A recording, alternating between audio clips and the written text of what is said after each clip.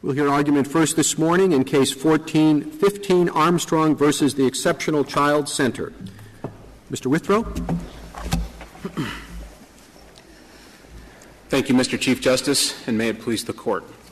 Respondents have no rights under Section 30A, and so they have no privately enforceable right of action to enforce that statute under Section 1983 or under an implied right of action.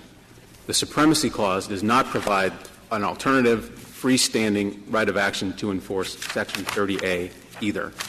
This case is distinguishable from the cases where this Court has invalidated state or local law under the Supremacy Clause. In fact, this is not a preemption case at all. It is an action to enforce statute, and it is foreclosed by Sandoval, Gonzaga University, and Astra. Preemption solves the problem of two separate sovereigns regulating independently in the same territory.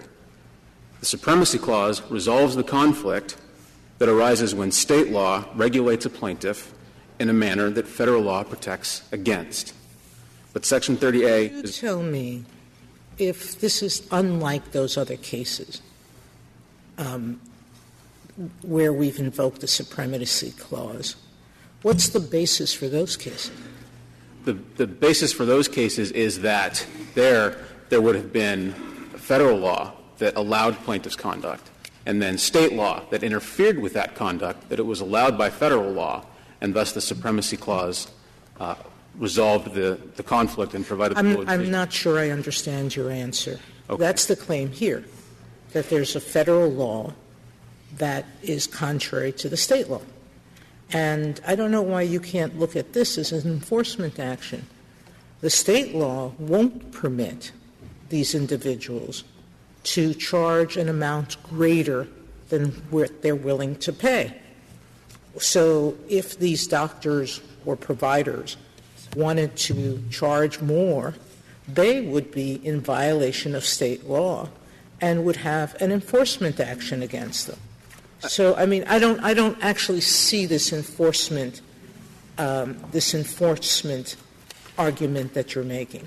I have two responses to that, Justice Sotomayor. The first is that under Idaho's scheme, that there would not arise a situation where providers are charging patients more than the state allows. The way that it works in Idaho, particularly with respect to this waiver program, is that the providers provide the service to the beneficiary.